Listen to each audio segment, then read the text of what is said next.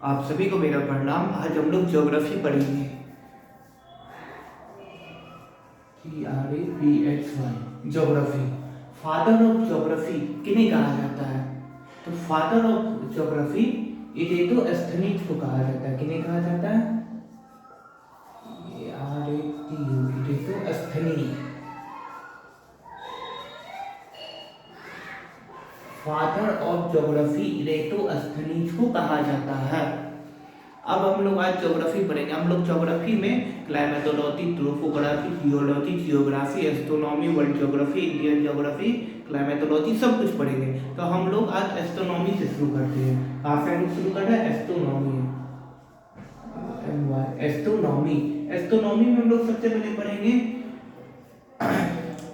कि तारा कैसे बनता है, क्योंकि हम लोग का तो पूरा आकाश गंगा है, ये तारों से मिलकर के बना हुआ है। हम लोग जो गैलेक्सी में रहते हैं उसका नाम मिल्की वे है, और बहुत सारी गैलेक्सियों को मिलाकर ब्रह्मांड का निर्माण होता है। ब्रह्मांड में अरबों खरबों तारे हैं। हम लोग पहले देखेंगे कि तारे का निर्माण कैसे होता है। तो देखिए, तारा निर्माण होने से पहले गैस का गुब्बारा होता है, बहुत बड़ा गुब्बारा होता है, जिसको हम लोग गैस का क्या होता है? बहुत बड़ा गुब्बारा होता है। इसके अंदर हाइड्रोजन गैस, इसका एटॉमिक नंबर 1 होता है, वो सबसे ज्यादा पाया जाता है, जिसको हम लोग नेबुला कहते हैं। इस तो गैस होता है, इसको हम लोग क्या बोलते हैं? नेबुला। नेबुला। नेबुला में क्या होता है?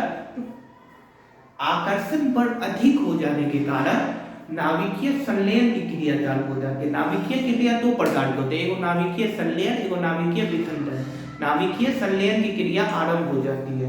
नाभिकीय संलयन की क्रिया आरंभ होने के फलस्वरूप हाइड्रोजन हीलियम में परिवर्तित होती है, जिसके कारण से बहुत अधिक मात्रा में ऊर्जा एवं ऊष्मा बाहर निकलती है।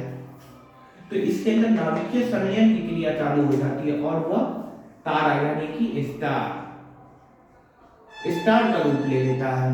इसके अंदर से बहुत उच्च इसका तापमान होता है और बहुत अधिक ऊष्मा और ऊर्जा निकलती है। तारा का रंग मुख्यतः 3 होता है, एक लाल, एक सफेद, एक नीला।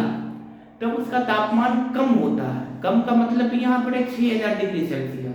कम का मतलब भी नहीं 5 डिग्री, 10 डिग्री, 15 डिग्री। कम का मतलब भी है 6000 डिग्री सेल्सियस। जब उसका तापमान 6000 डिग्री सेल्सियस होता है तब उसका रंग लाल होता है। तब कई हजार में हो जाता है, 10,000, 15,000, 20,000, 25,000 डिग्री सेल्सियस जब उसका टेम्परेचर रहता है तब उसका रंग सफेद हो जाता है। लेकिन जब लाख में उसका टेम्परेचर चल जाता है तब वो नीला रंग का होता है। तो तारा का रंग कितना होता है? एक रेड, व्हाइट, ब्लू। तो ये तारा का 3 रंग होता है। रेड कितना टेम्परेचर पर? 6000 डिग्री सेल्सियस। व्हाइट कितना पर? हम लोग ऑन एन एवरेज 25,000 मान लेते हैं। और ब्लू कितना पर? लाख। लाख में 1 लाख, 2 लाख, 5 लाख, 10 लाख, कितना उसका टेम्परेचर होगा। लेकिन वो व्हाइट के ब्लू के श्रेणी में ही आएगा। और अगर 1000 में है तो व्हाइट की श्रेणी में आएगा, और 6000 है स्पेसिफिक तो रेड की श्रेणी में आएगा। तो तारा क्या हो गया?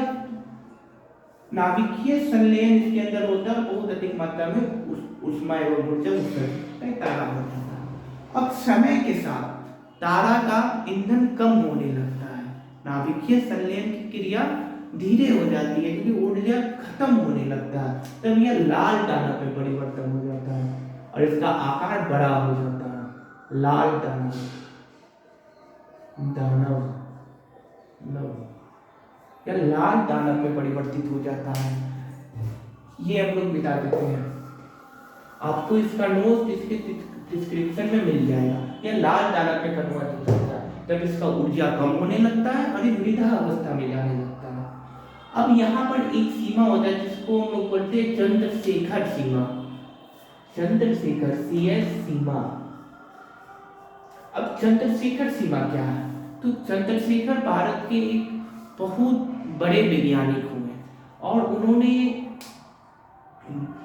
ब्लैक होल यानी कि कृष्ण क्षेत्र का भी खोज किया। तो चंद्रशेखर सीमा था कि सूर्य का द्रव्यमान, किसका द्रव्यमान? सूर्य का द्रव्यमान गुना एक गुना 1.44, यह एक उन्होंने सीमा दिया कि सूर्य का द्रव्यमान गुना 1.44।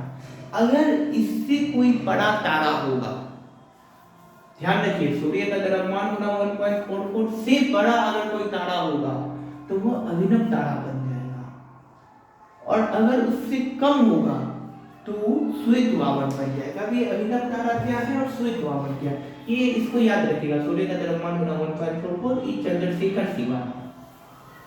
बोझ छोटा होने के कारण हम लोग इसको अरेंज करना पड़ा। अब ये लाल दानव के पास तारा दो तरह का होता है। अगर चंद्रशेखर सीमा से छोटा है तो वो बन जाएगा श्वेत वामन।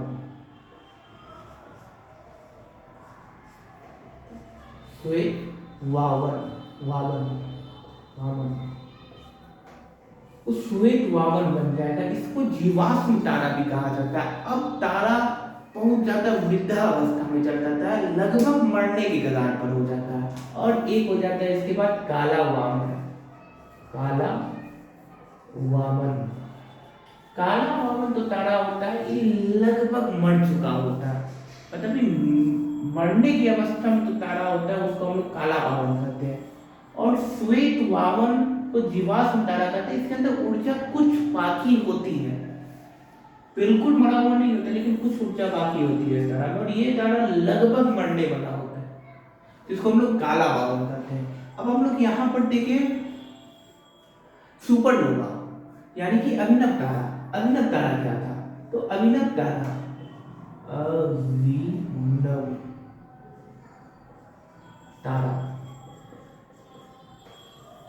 अब यह अभिनव तारा है। जैसे ही सूर्य का द्रव्यमान से 1.44 कोई तारा बड़ा होता है तो अभिनव तारा हो गया। अभिनव तारा को विस्फोटक तारा कहते हैं। अगर वो सूर्य का द्रव्यमान गुना 1.44 से कम है तो वो श्वेत वामन में ट्रांसफर हो जाएगा। लेकिन अगर वो सूर्य का द्रव्यमान गुना 1.44 से बड़ा है तो वह अभिनव तारा में परिवर्तित हो जाएगा। और अभिनव तारा को विस्फोटक तारा कहा जाता है। विस्फोट करता है और इससे 3 तारा का निर्माण होता है। एक का नाम होता है न्यूट्रॉन तारा,